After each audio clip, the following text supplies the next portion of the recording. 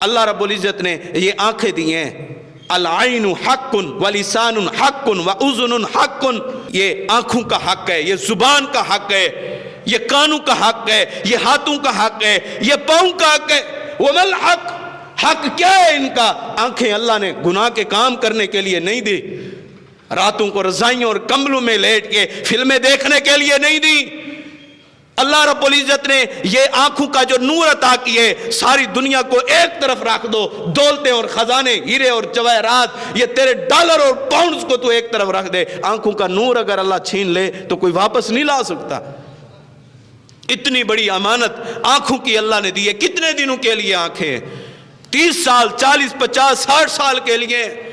قیامت کے دن یہی آنکھیں اللہ کی عدالت میں بول کے کہیں گی، اے اللہ یہ وہ خائن ہے جو رات کو اس وقت تک سوتا نہیں تھا جس وقت تک یہ گندے لوگوں کو نہیں دیکھ لیتا تھا۔ اللہ اس کی زندگی عیاش خانے کے اندر گزری۔ یہ کان اذن حق ہے اس کا، قرآن کو سنا کریں، اس کے ذریعے سے اپنے موبائلوں کو پاک کریں، گندگیوں سے پاک کریں۔ آج میڈیا نے ہمارے مسلم معاشرے کو تباہ کر کے رکھ دیا ہے۔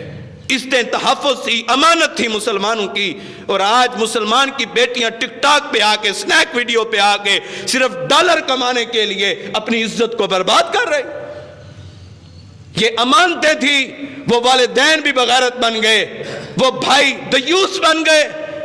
یہ مسلم معاشرہ تھا، ہم کس طرف اس کو لے کے چلے گئے؟ یہ قانون کا حق ہے، اس کے ذریعے سے گانے اور قوالیاں نہ سنا کریں۔ یہ کل قیامت کے دن اللہ کے سامنے گواہی دیں گی، اے اللہ یہ وہ خائنین ہیں، یہ اس وقت تک سوتے نہیں تھے جب تک ان کے کانوں کے اندر یہ گندگی آوازیں نہیں پڑ جاتی تھی۔ وَلِسَانٌ حَقٌّ، آپ کی زبان کا حق ہے۔ حق کیا ہے؟ اس کو سچ کے لیے استعمال کریں، جھوٹی گواہی کے لیے استعمال نہ کریں۔ ہاتھوں کا حق ہے، ہاتھوں کے ذریعے سے کسی کا مال ہڑپ نہ کریں۔